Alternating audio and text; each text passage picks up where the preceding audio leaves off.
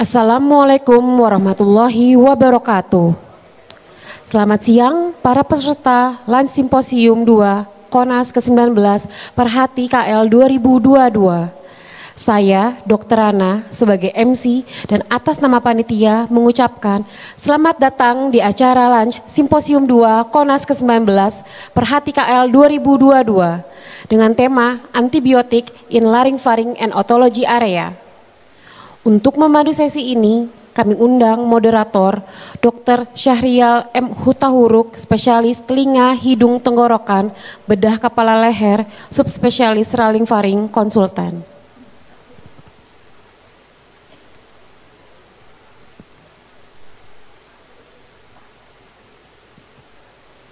Kepada Dr. Syahrial M. Hutahuruk, spesialis THT, bedah kepala leher subspesialis laryngopharynx konsultan, kami persilahkan untuk memulai acara.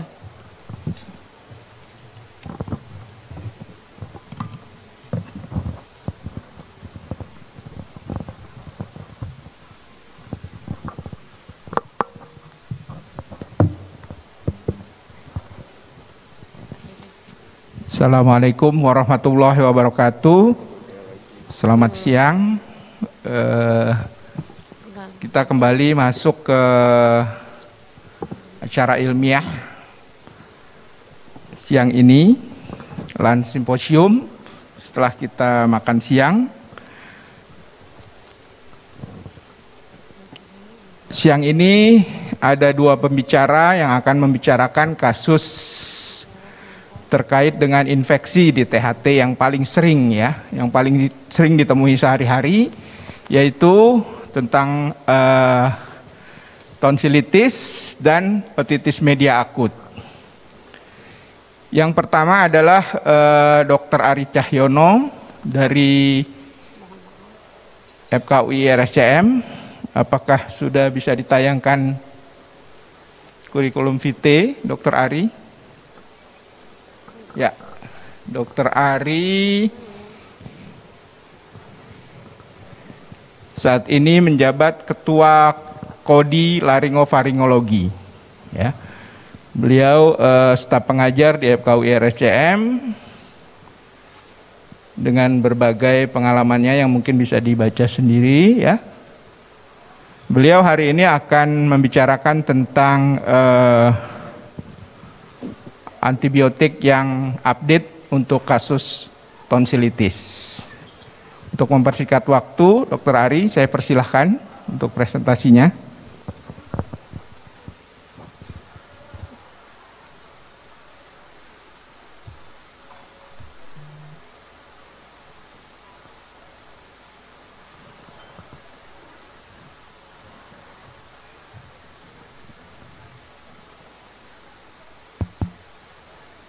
Baik, terima kasih Dr. Syahrial selaku moderator. Saya ucapkan selamat siang, Assalamualaikum warahmatullahi wabarakatuh kepada seluruh peserta KONAS pada siang hari ini. Izinkan saya pada siang hari ini untuk sedikit mempresentasikan mengenai penggunaan antibiotik pada tonsilitis.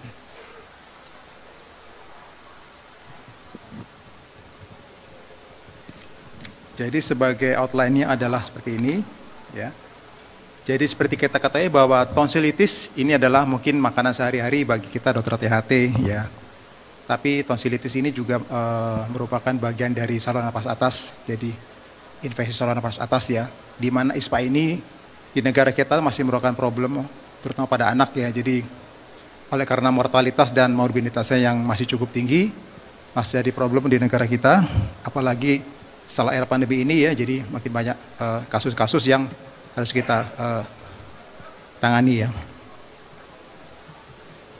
Nah ini tapi tidak hanya pada anak, dapat terjadi pada semua usia, ya, sebetulnya. Jadi anak maupun dewasa, tapi pada anak mungkin lebih rentan oleh karena faktor usianya. Dan seperti kita ketahui bahwa tonsil ini sebenarnya adalah juga sebagai sumber infeksi, ya, sumber infeksi bagi vokal infeksi, ya. Jadi selain itu juga ada, kalau ukuran besarnya juga dapat memberikan sumbatan jalan napas atas, terutama saat tidur. Dan ini kasus tonsilitis ini juga sering terjadi dan banyak datang, ya. Salah satu keluhan pasien yang membuat datang ke dokter umum atau dokter spesialis THT. Nah, di sini kita akan bahas mengenai tata laksananya, ya. Jadi kapan kita menggunakan antibiotik, kapan kita tidak perlu menggunakan antibiotik, sehingga upaya untuk penanganan yang tepat, mencegah komplikasi ataupun mencegah resistensi bakteri dapat kita kerjakan, ya. Jadi seperti kita ketahui, mungkin sedikit review mengenai tonsilitis itu adalah suatu peradangan, ya, peradangan pada tonsil palatin yang sebagai bagian dari cincin Wilder. Nah, klasifikasi dari ICD ini seperti ini kita lihat, jadi yang ada yang acute, ada yang recurrent, ada juga yang kronik, jadi seperti ini, ya. Nah, infeksi tenggorok ini dapat disebabkan oleh virus atau bakteri, ya, jadi dapat terjadi di farinks, di tonsil atau keduanya. Nah, di sini jadi masalah adalah kalau infeksi yang sumber infeksi adalah kuman bakteri Streptococcus, ya. Nah, ini yang salah satu musuhnya yang bisa cukup tinggi virulensinya, bisa komplikasi kemana-mana, ya. Terjadi kira-kira kasusnya kurang lebih 15-30% pada anak atau 5-10% pada orang dewasa, punya lebih 80 serotip berdasarkan protein M-nya. Nah, patogenesisnya ini dia cukup virulen pada kasus tertentu di mana bakteri ini dapat menghambat fagositosis, ya, fagositosis dari sistem pertahanan tubuh kita.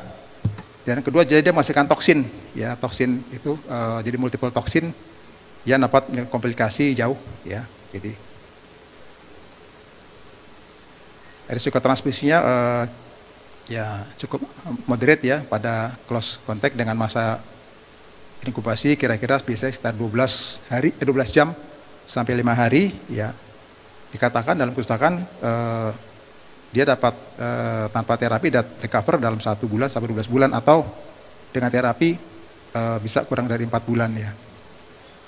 Nah, ini patogenesisnya mungkin sedikit review. Jadi tonsil itu karena letaknya di daerah rongga mulut, ada di belakang hidung, jadi perlu sebagai filter, ya, sebenarnya, karena duluan dia, ya. Jadi sebagai filter mana bakteri atau virus itu dapat menginfeksi epitel, terjadi inflamasi, terjadi aktivasi dari leukosit, ya, PMN biasanya untuk bakteri. Nah, setelah itu terjadi apa? Pada proses itu akan terjadi detritus, yaitu kumpulan dari bakteri yang sudah mati dan leukosit, dan kondisi dapat menyebabkan epitelium menjadi renggang, ya. Kondisi ini akan membuat makin banyak detritus terkumpul di kripta tonsil, ya. Lalu pada kondisi ini akhirnya tubuh akan membentuk antibody, ya, antibody. Nah, bisa berulang-ulang terus kejadian ini, ya. Jadi mukosa epitel dan kelenjar limfa itu akan menjadi tererosi. Nah, selama terjadi healing proses itu akan terjadi kelenjar granulasi, ya, scar tissue di situ. Nah, jaringan tonsil akan mengerut, lalu menjadi renggang lagi, akan terisi oleh kriptus terus berulang-ulang sini. Ini menjadi kronis dan akibatnya bisa juga meluas ke kapsul, sehingga menempel ke jaringan sekitarnya. Jika kalau kita operasi tonsil seringkali lengket, ini kan pasiennya sudah lama karena sudah mengerosi dinding tonsil. Klasifikasinya, nah, tadi ICD sudah disebut-sebut, jadi mungkin rekan sejawat sekalian sudah tahu. Jadi ada yang akut, ada yang recurrent acute tonsillitis, ada yang kronik. Yang recurrent acute tonsillitis dengan kronik ini kurang lebih hampir sama, ya. Jadi ada episode akut yang berulang, ya. Pada acute bisa oleh virus, ya, gejala nyeri tenggorok, ya, bisa Epstein-Barr virus atau Coxsackie virus seperti itu, ya. Atau bisa juga oleh bakteri. Nah, pada bakteri seperti kita ketahui sama, gejala nyerinya mungkin lebih menonjol, ada pembengkakan, kemerahan pada tonsil, ada eksudat, ada pembesaran kelenjar getah bening leher, ya, dan dapat timbul ada demam seperti itu, ya. Kuman penyebabnya, ya, bisa golongan Streptococcus, ya, bisa yang pneumonia, viridan atau pyogens, atau yang perlu kita serius adalah yang beta hemolitikus grup A.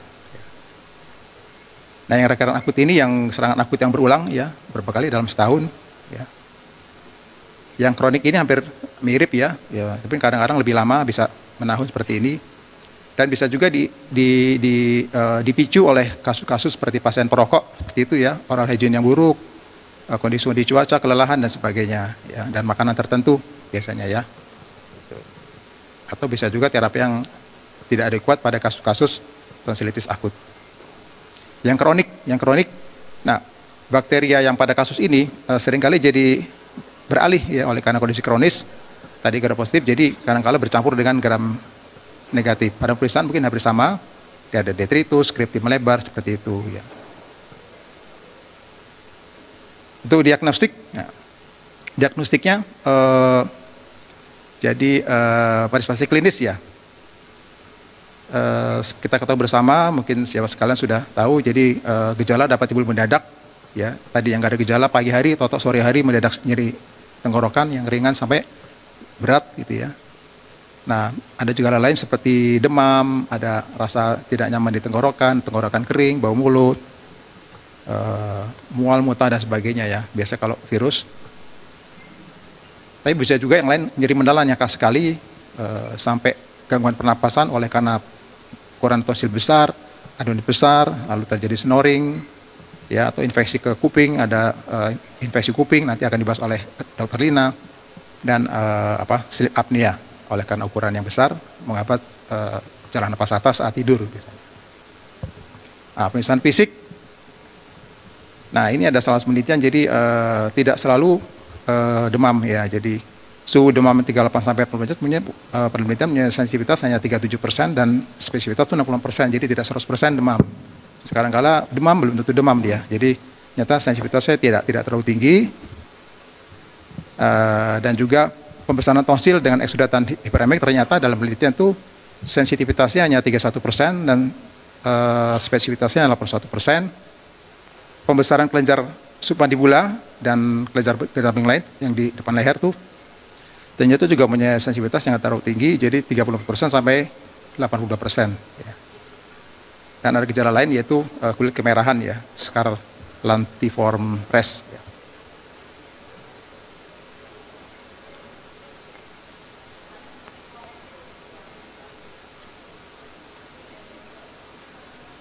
Nah, pemeriksaan fisik ini cukup mudah karena letaknya di rongga mulut, ya, tidak perlu peralatan yang mahal. Senter, tong spatula sudah cukup melihat.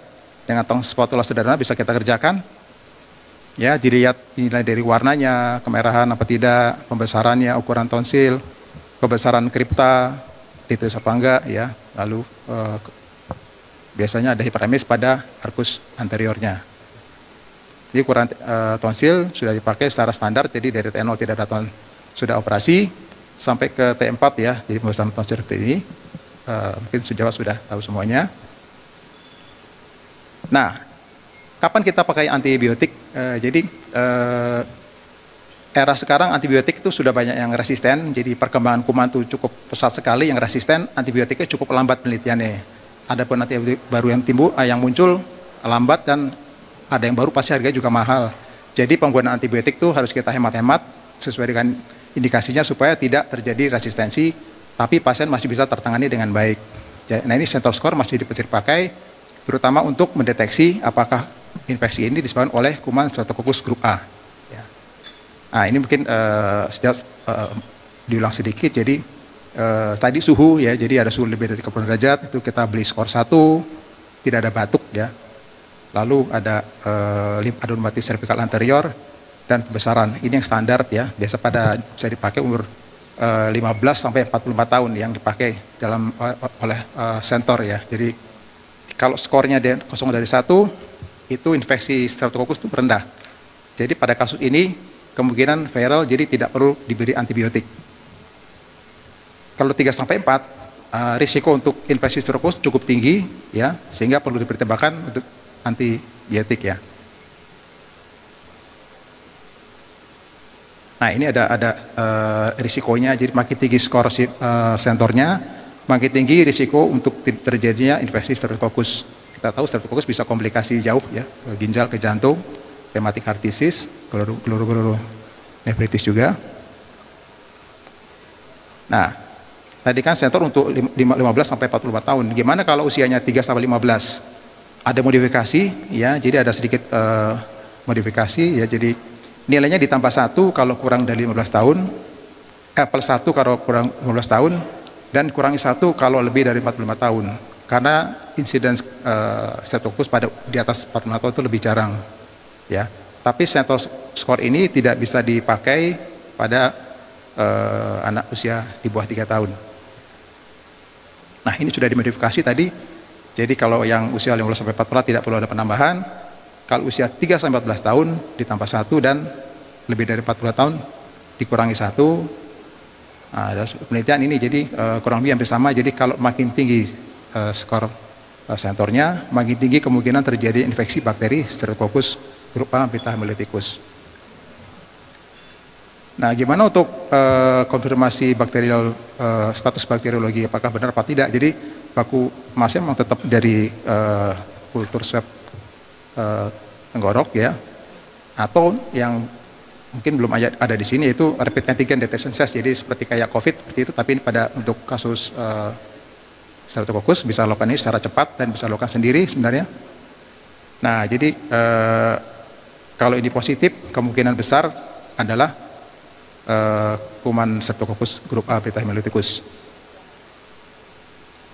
Nah, apakah semua perlu dites apa tidak? Jadi kapan kita tidak perlu melakukan pengetesan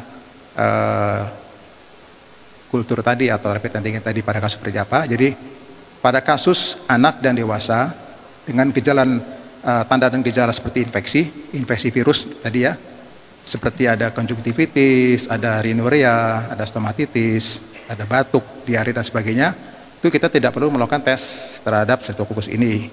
Itu dalam penelitian itu evidence level 1, rekomendasi level A, ya, jadi cukup kuat.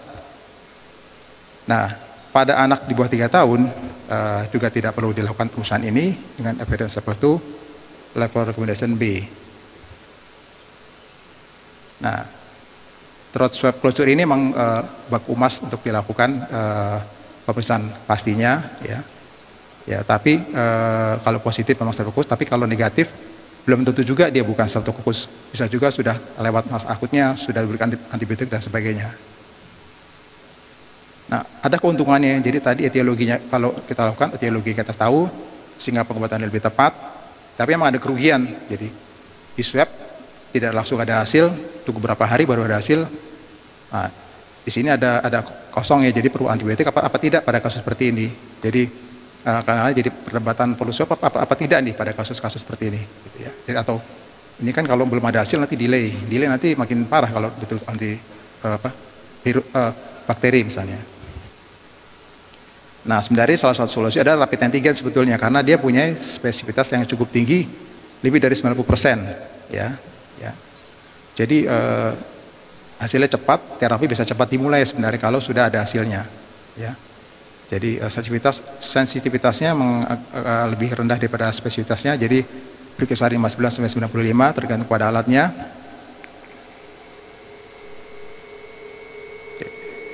Dan bila hasil positif dapat segera diberikan antibiotika.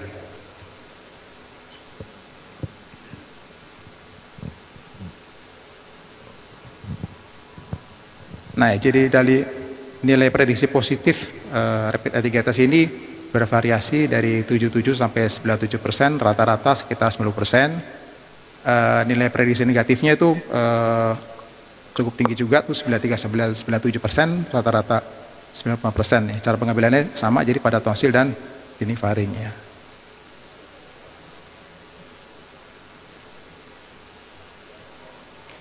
Pada pasien-pasien, jadi kalau sudah kita teliti secara fisik, kita lihat Sentinel score-nya hanya 0 sampai 2, ya itu virus, kita tidak perlu melakukan rutin rapid antigen test.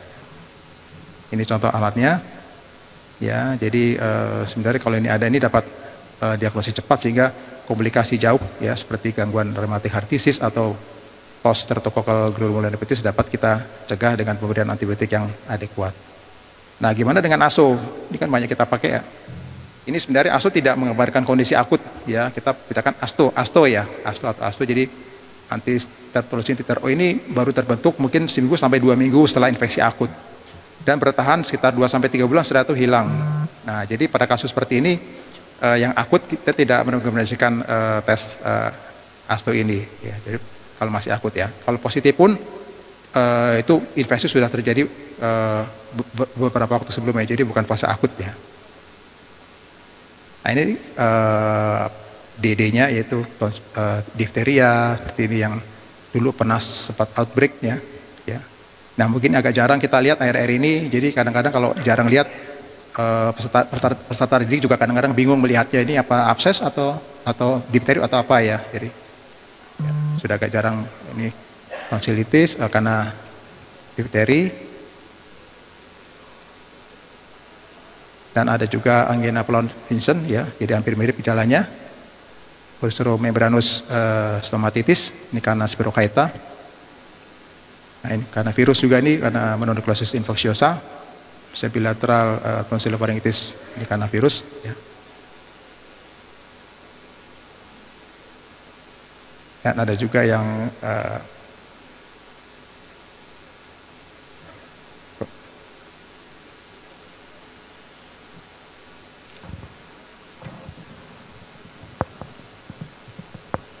kalau mau balik gimana caranya nih? Maju terus nih, maju sendiri nih. Nah, maju sendiri. Mau dimundurin gimana caranya nih?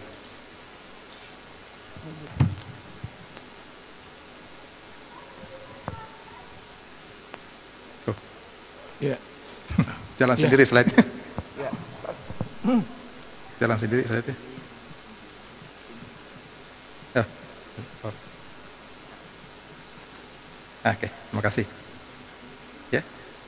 Oh ya. Nah ini yang tadi saya ulangi lagi, maaf. Jadi ini yang mononukleosis infecciosa karena virus. Ini ada lagi yang penyakit granulosa pada farinx ya. Jadi diagnosis lain ada bisa juga tuberkulosis dan sebagainya. Pengobatannya ada yang non surgical dan yang surgical. Jadi yang non surgical pada tonsilitis medikamentosa. Jadi bisa analgesik, antibiotik, atau non medikamentosa seperti pasien istirahat, banyak minum, dan sebagainya. Dan surgical tadi bisa pada kasus yang kronis tonsilektomi atau adenektomi.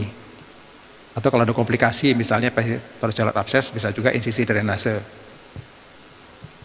Akut tonsilitis rekomendasinya pertama tentu kita berikan analgesik dulu, jangan langsung antibiotik.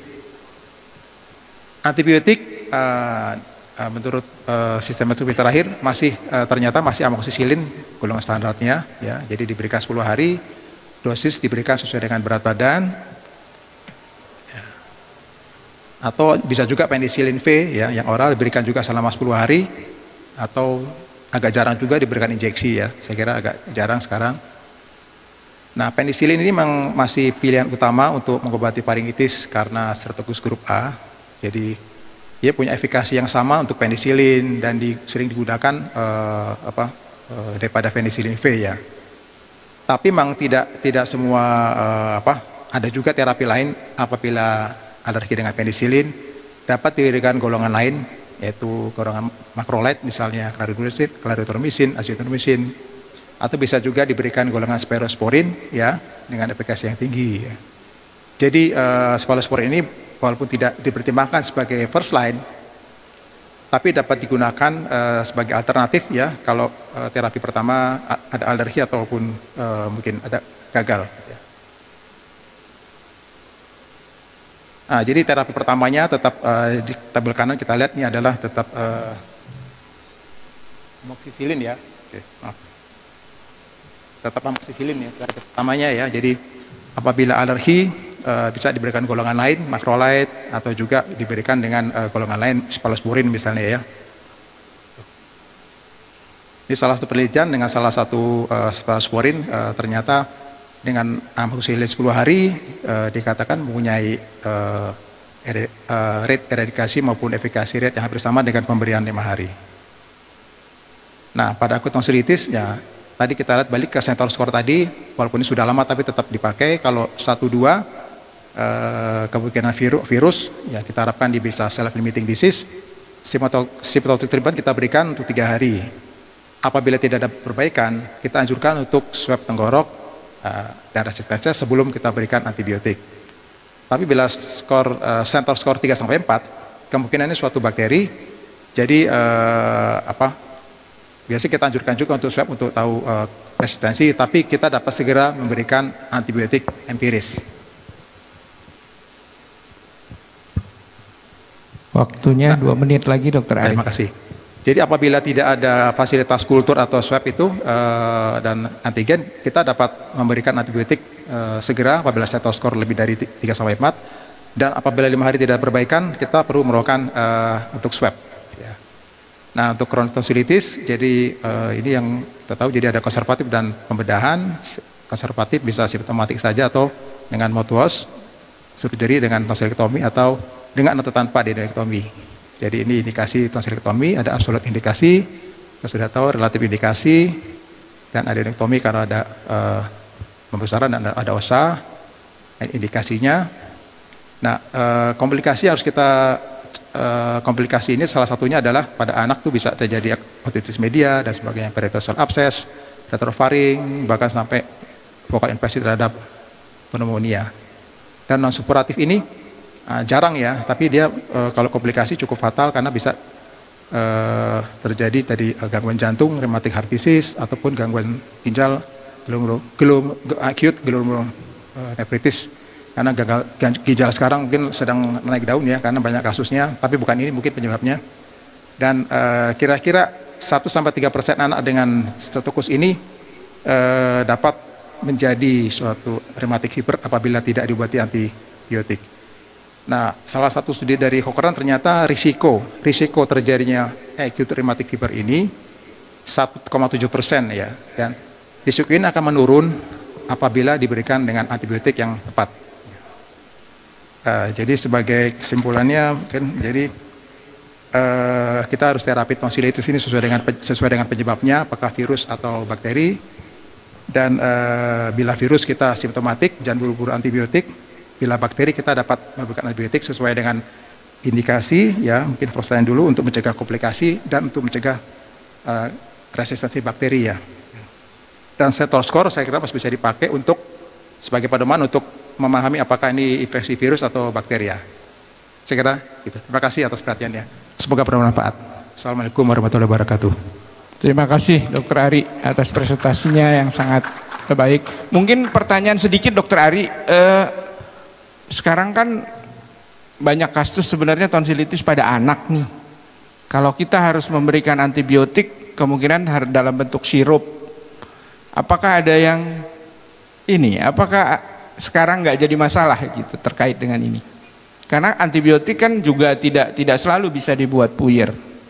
Bagaimana Dokter Ari mungkin punya trik untuk mengatasi hal ini, mungkin yang jadi pertanyaan juga buat kita semua nih. Oh, sirup hubungan dengan kasus yang hari ini ya Bang kali ya? Iya. Oh, jadi kalau saya kira kalau mungkin kalau kita lihat edaran terakhir ini sudah banyak antibiotik sirup yang direkomendasikan kembali ya. Jadi sesuai dengan pedoman itu kan waktu itu hanya berapa, ternyata sudah banyak antibiotik, contohnya amoxicillin sirup itu saya lihat di listnya itu sudah ada beberapa yang tidak mengandung zat tersebut ya, etilen glikol dan sebagainya. Jadi masih cukup aman sih. Dan tapi di masyarakat kan sudah terimage nih bahwa kalau minum sirup apakah ada pilihan misalnya terkait dengan ini?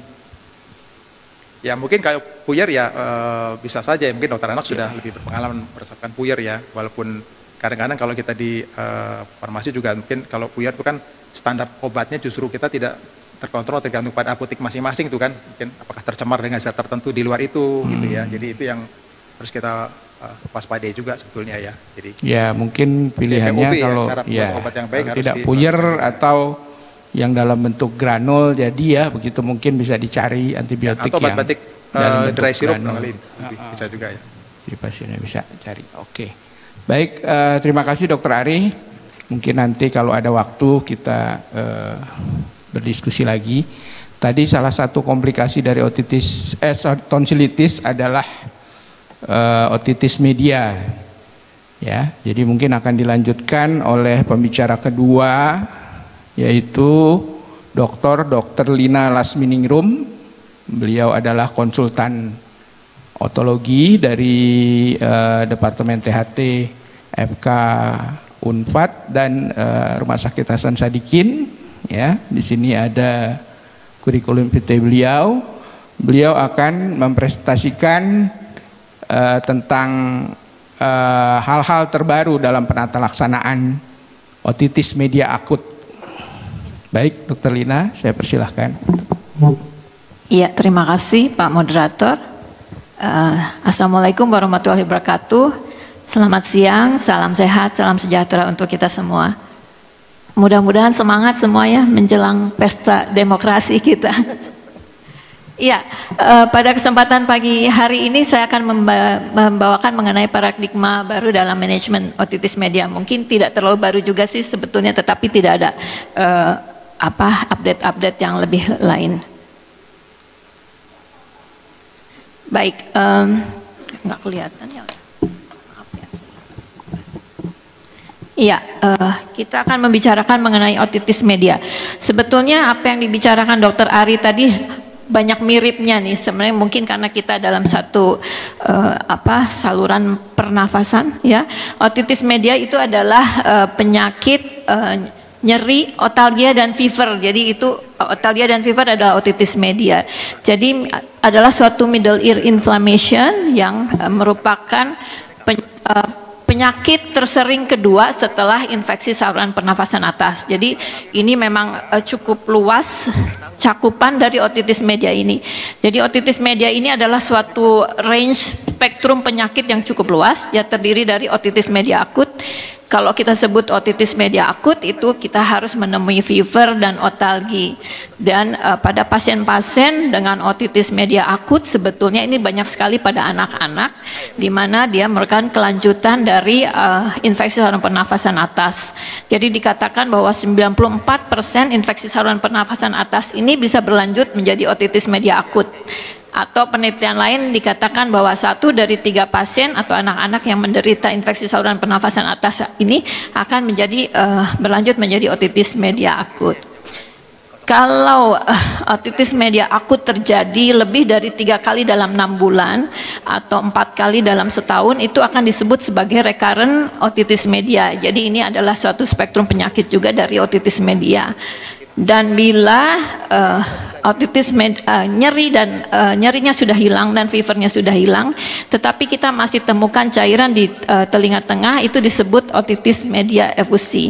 Dan bila efusi ini berlanjut lebih dari 3 bulan, dikatakan bahwa ini adalah kronik otitis media efusi.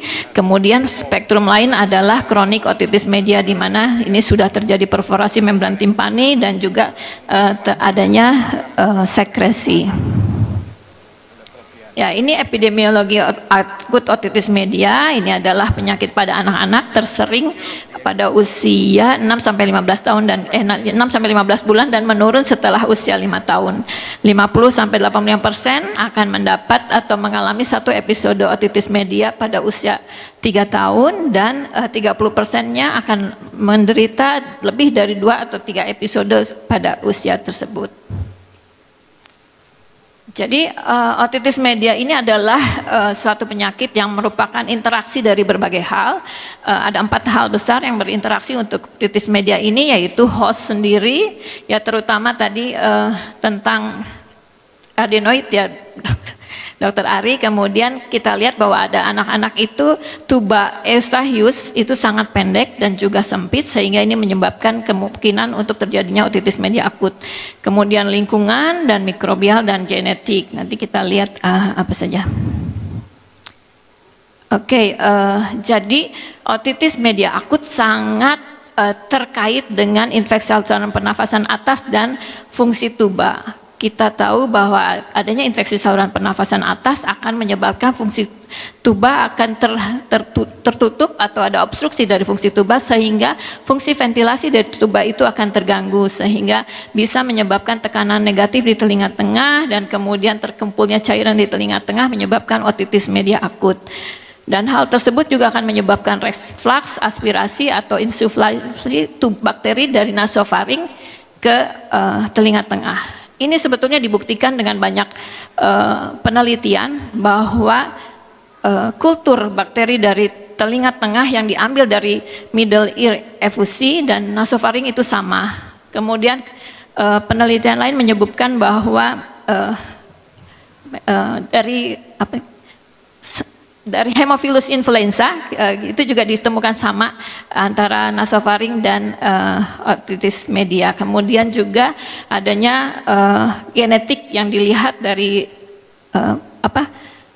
infeksi dari telinga tengah ini. Kemudian berbagai risk factor, kita tahu risk factor yang sering kita sebut adalah smoking, ya, orang tuanya perokok, kemudian anak-anak yang disimpan atau dititipkan di daycare, kemudian anak-anak dengan bottle feeding dan lain-lain juga itu menyebabkan risk factor yang penting untuk terjadinya otitis media akut. Juga adenoid yang cukup besar itu akan menyebabkan faktor risiko untuk terjadinya otitis media akut. Nah, ini genetik, jadi diketahui bahwa beberapa polimorfisme ditemukan ada pada anak-anak dengan otitis media akut, seperti tertera di situ, interleukin 1S, interleukin 6, TNF alpha dan sebagainya meningkat. Interleukin 1S itu berhubungan dengan kemungkinan untuk terjadinya otitis media akut. Demikian juga TNF alpha, terus dan lain-lain, ya, termasuk toll-like reseptor 4, surfaktan dan interferon gamma. Semua ini ditemukan pada pasien-pasien dengan otitis media akut yang sebelumnya mengalami infeksi saluran pernafasan atas. Oke. Apa yang terjadi sebetulnya pada middle ear pada saat dia terjadi infeksi? Jadi kalau kita tahu middle ear itu adalah suatu ruangan yang cukup steril dan dengan harmonisasi yang baik sehingga dia menjaga keseimbangan telinga tengah tersebut. Jadi ada tekanan negatif sedikit di telinga tengah itu, sebab itu untuk menjaga membran timpanis tetap stretching sehingga itu dapat menghantarkan suara pada saat kita mendengar. Jadi itu fungsi dari middle ear. Kemudian kita lihat bahwa pada middle ear sebetulnya ada selnya itu satu lapis, sel mukosa satu lapis, dan sebagian sel mukosa itu seperti sel mukosa pada pernafasan, terutama daerah tuba eustachius, muara tuba eustachius di middle ear, dengan harapan bahwa sel-sel ini mengumpulkan kolekting cairan dari middle ear dan menghantarkannya ke nasofaring bila terjadi infeksi, sehingga sebetulnya itu terjadi adalah suatu daerah yang cukup steril. Tetapi ketika terjadi infeksi, maka terjadi beberapa perubahan di struktur telinga tengah itu, terjadi dilatasi dan peningkatan permeabilitas kapiler, edema, lamina propria, dan infiltrasi leukosit. Kemudian pada 3 hari ini, pada percobaan 3 hari kita lihat bahwa terjadi akut inflamasi dari PMNL dan edema pada subepithelial space. Pada 7 hari terjadi metaplasia, dan kalau sudah terjadi metaplasia biasanya kemudian tumbuh kapiler-kapiler yang mengeluarkan sekret, sehingga sekret akan terus-terus keluar sehingga inflamasi akan berlangsung hingga akhirnya menjadi kronisitas. Nah, sebetulnya ketika terjadi infeksi, telinga tengah juga bekerja melalui suatu spesifik sistem dan spesifik non-spesifik faktor. Jadi seperti mucociliary clearance itu berusaha mengeluarkan bakteri atau invasi-invasi lain yang mengganggu telinga tengah. Kemudian ada juga kemotaksis dan fagositosis dan hal-hal lain seperti pembentukan fibrin pada cairan telinga tengah itu menjaga agar bakteri tidak meluas sehingga bisa kita hindari untuk akut lebih jauh. Kemudian faktor-faktor yang spesifik seperti middle ear itu hanya sedikit sel-sel imunokompeten, sehingga bila ada infeksi mukosa akan berubah menjadi sekretory. Jadi seperti saya sebut tadi akan terjadi sel goblet, dan ini menjadi organ yang mampu untuk menghasilkan reaksi imunologis. Ya, ini adalah gambar middle ear yang normal itu satu lapis saja, satu lapis tipis. Kemudian bila ada inflamasi, kemudian sel-sel ini akan bertambah tinggi, beberapa sel akan tumbuh silia dalam rangka mengeluarkan bakteri atau virus patogen. Ya, bila berlanjut kemudian timbul glandula, ya, pertumbuhan glandula dalam rangka dan mengeluarkan sekret lebih banyak. Tetapi bila ini terus-terus terjadi, sekresi akan lebih banyak dan menjadikan kronis. Ya, ini apa yang terjadi sebetulnya ketika ada inflamasi akan dirilis inflammatory cytokine yang mengganggu termoregulator pada hipotalamus sehingga menyebabkan demam. Ya, tentunya ini anak menjadi rewel, kemudian juga tidak mau makan. Kemudian ada peningkatan dari pressure dari telinga tengah, ini akan menyebabkan otalgi, kemudian vasodilatasi tympanic membran akan menyebabkan hiperemis, efusi, akan kita lihat bahwa refleks cahaya akan berkurang, kemudian bila ada terjadi neutrophilic infiltration akan terjadi supurasi. Jadi ini adalah gejala-gejala yang bisa kita lihat pada pasien-pasien dengan otitis media. Ya, ini bakteri yang sering ditemukan pada middle ear effusi, yaitu Streptococcus pneumoniae, Haemophilus influenza, dan Moraxella catarrhalis. Dan ini memang adalah bakteri-bakteri yang komensal yang terdapat di nasofaring, tetapi kita sering dapatkan di middle ear effusi. Diagnosis tidak seperti tonsil tadi bahwa tonsil bisa dilakukan swab dan lain-lain. Sebetulnya diagnosis pasti dari otitis media akut adalah kita temukannya cairan di telinga tengah. Tetapi itu memang agak sulit kita buktikan secara proof karena tentunya dari penelitian-penelitian juga untuk otitis media akut itu hampir jarang kita dapatkan cairan di telinga tengah dan juga hampir jarang sekali yang pasien mau ikut serta dalam penelitian. Kami pernah merancang penelitian untuk mengambil cairan efusi di telinga tengah pada otitis media akut dan ternyata pasiennya menolak, jadi tidak bisa berlangsung penelitian itu. Jadi diagnosis dari otitis media adalah tentunya gejala-gejala tadi, fever dan otalgi harus ada. Kemudian kita bisa lihat melalui otoskopi atau pneumatik otoskop. Memang kita sarankan sebetulnya pneumatik otoskop karena kita bisa lihat bagaimana compliance dari membran timpani. Ya, kemudian kalau punya mikroskop atau endoskop mungkin kita bisa lihat.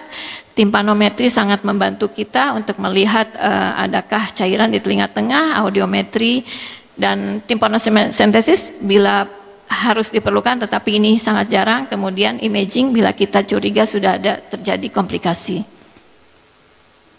Ya, jadi ini diagnosis harus ada otalgi dan fever, ini dua gejala utama. Kemudian bila terjadi otore akut onset tanpa ada tanda tanya otitis eksterna itu kita masukkan dalam otitis media akut juga. Kemudian ada bulging dari tympanic membran dan erytem. Jadi kita bagi dua, otitis media akut itu severe, non severe, dan komplikasi atau non komplikasi. Severe itu bila suhu lebih dari 39 derajat. Ya, tetapi apa yang terjadi dengan akut otitis media? Secara natural history sendiri, otitis media ini adalah self-limiting disease karena kita tahu bagaimana kerja dari telinga tengah terhadap invasi bakteri atau viral. Kemudian otalgi bisa sangat turun dalam 1 hari. Kemudian efusi bisa tetap terjadi dalam 7 sampai 12 minggu. Jadi tidak heran bahwa pasien datang dibawa orang tuanya karena seharian semalaman nangis, tetapi kemudian besoknya dia sudah lari-lari lagi di tempat praktek kita. Jadi sebetulnya memang otalgianya cepat menurun, tetapi efusi yang biasanya akan bertahan cukup lama. Jadi apa yang harus dilakukan? Tentunya pengobatan kita berikan bagi dua menjadi medical atau surgical. Medical memang saran pertama adalah analgetik sama seperti tonsilitis tadi, kita boleh berikan paracetamol atau ibuprofen, ini yang disarankan. Kemudian antibiotik, ya tetap saja memang antibiotik amoxicillin, clavulanat menjadi pilihan utama. Kemudian trimetoprim, sulfamethoxazole, cephalosporin generasi 2 atau 3 atau macrolide. Kemudian surgical, tentunya ada hal-hal yang bisa kita lakukan untuk penata laksanaan otitis media akut dengan surgical, yaitu dengan miringotomi, ventilation tube atau adenoidektomi. Jadi kapan kita berikan antibiotik? Jadi memang seperti tonsilitis tadi, bahwa antibiotik sangat di eman-eman, tidak boleh di obral pemberian antibiotik dalam rangka resistensi antibiotik ini sudah cukup tinggi. Jadi kapan kita berikan antibiotik? Bila anak usia kurang dari 6 bulan memang disarankan diberikan antibiotik. Kemudian kalau anak lebih besar, bila dia severe, lebih dari 39 derajat atau kedua telinga, kita sarankan juga memakai antibiotik.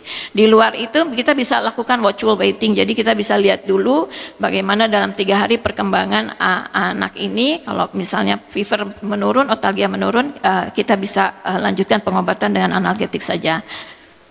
Begitu juga dengan yang usia lebih dari 24 bulan, tetapi tidak diindikasikan untuk watchful waiting bila anak ini kurang dari 6 bulan, kemudian ada defisiensi atau immune disease, ada severe atau terapi yang gagal, kemudian tidak mungkin untuk dilakukan observasi, maksudnya controlling, kemudian ada relapse dalam 30 hari, bila ada relapse berarti kita harus langsung memberikan antibiotik, kemudian bilateral oma dengan otore dan sindromik pada craniofacial malformasi.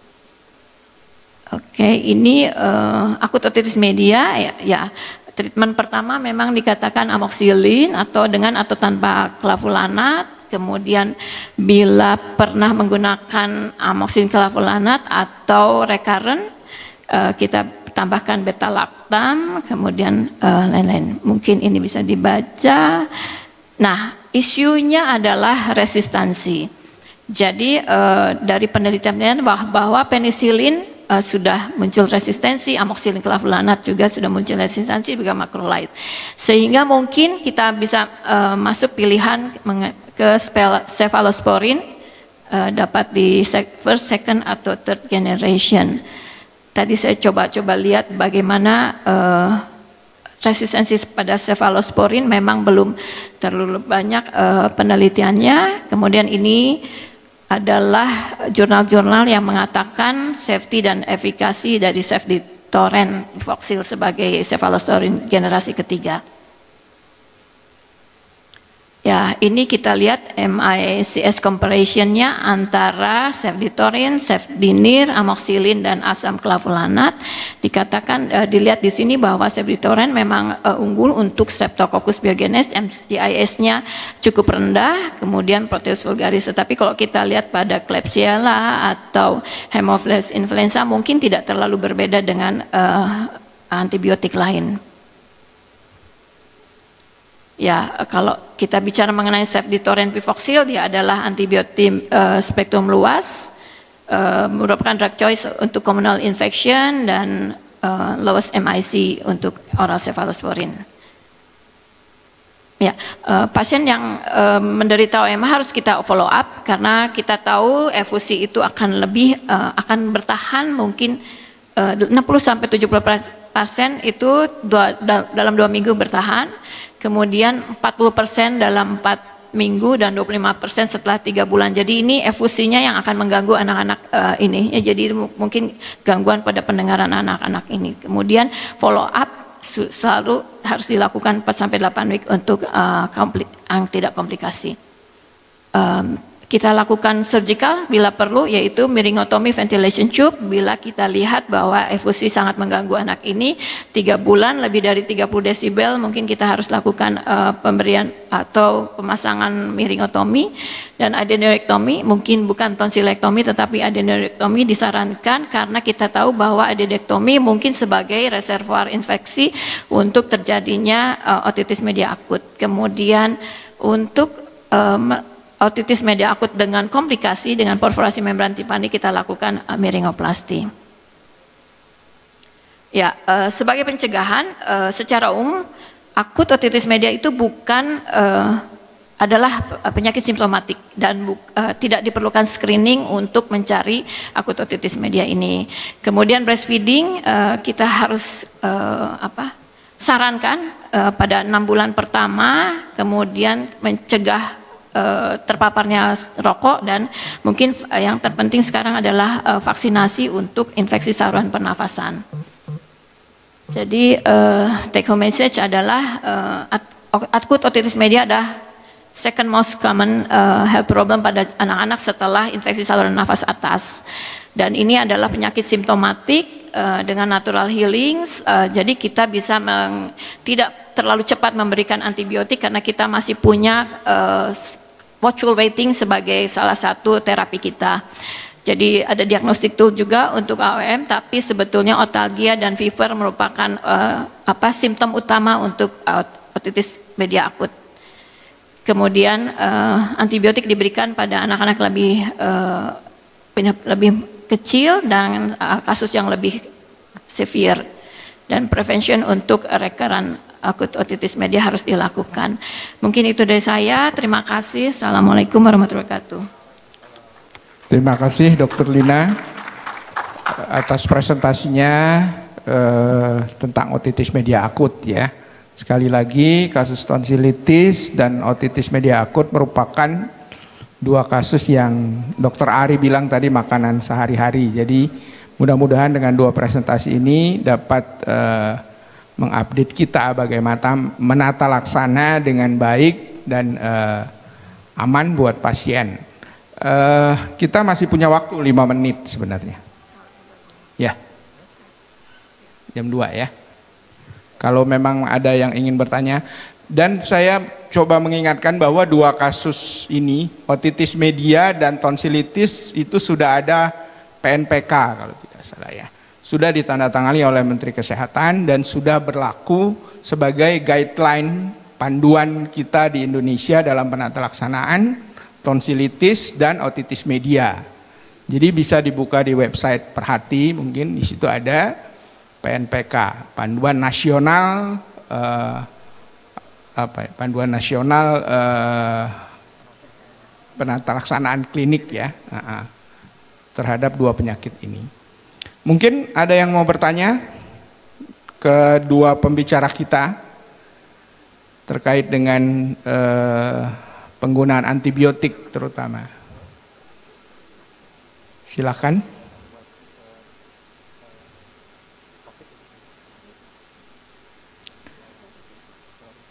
Mungkin saya buka saja sedikit bahwa tadi Dr. Ari sudah memberi sedikit patokan kalau untuk tonsilitis itu kapan sih diberi antibiotik ya. Tadi sudah ada yang dikenal sebagai Centor score. Tinggal hitung Centor score, kalau kurang dari 2 mungkin tidak dianjurkan pemberian antibiotik, tapi kalau lebih dari 2 itu ada indikasi untuk pemberian antibiotik pada tonsilitis. Nah mungkin Dr. Lina bisa memberi panduan praktis kalau untuk kasus otitis media, apakah kita always memberikan antibiotik? Tadi ada watchful waiting ya terkait dengan antibiotik ini. Bagaimana Dr. Lina? Mungkin ada panduan ringkas dan tepat untuk kapan kita memberi antibiotik pada kasus otitis media akut ya. Terima kasih Dr. Sarial. Jadi kalau kita melihat karena perjalanan penyakit otitis media ini memang bisa natural healing, jadi sembuh spontan sebetulnya. Sehingga kita berikan antibiotik itu hanya pada kasus-kasus yang berat atau kasus-kasus yang bilateral kiri kanan otitis media akut. Atau kita berikan pada anak bayi di bawah 6 bulan Dr. Sarial. Jadi itu memang sudah konsensus bahwa itu bisa diberikan antibiotik. Kalau yang berat maksudnya dengan gejala berat? Berat karena severe itu lebih dari 39 derajat untuk suhu. Lebih dari? 39 derajat. 39 derajat, artinya itu. Mungkin kalau otitis media akut suhunya di atas 39, seringkali juga kalau mau dipraktek sehari-hari mungkin di ruangan, pengalaman sih sering dikonsul dokter anak ya. Kita apakah mereka nemukan demam yang tinggi dan tidak respon dengan pemberian, dan kita dikonsul apakah ada otitis media akut apa tidak. Nah itu mungkin bisa jadi panduan kalau suhunya di atas 39 derajat bisa dipertimbangkan untuk pemberian antibiotik. Mungkin ada lagi, kalau tidak ada saya rasa pertemuan siang ini bisa kita akhiri dengan kesimpulan bahwa bijaklah dalam pemberian antibiotik, dan kalau memang diperlukan pilihlah antibiotik yang berdasarkan educated guess, apalagi bisa melakukan kultur resistensi tes. Tadi sebenarnya Dr. Ari sudah memberikan satu pemeriksaan yang simple sebenarnya, rapid antigen test. Sebenarnya itu mirip antigen-antigen yang untuk COVID sekarang kan. Artinya dengan swab kita tahu positif atau tidak. Kalau rapid antigen test untuk Streptococcus kurang lebih sama seperti itu. Dalam waktu cepat kita bisa.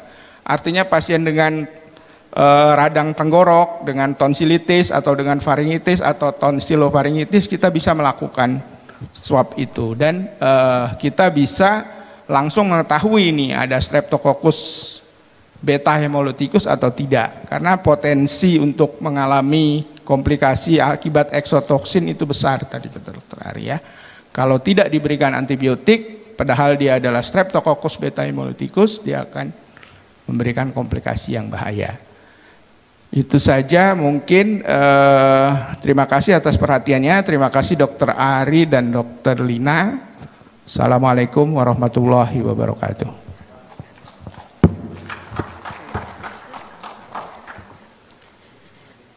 Terima kasih kepada para moderator dan pemateri untuk pemaparan materi yang sangat menarik. Kepada moderator dan pembicara dipersilahkan untuk melakukan sesi foto bersama.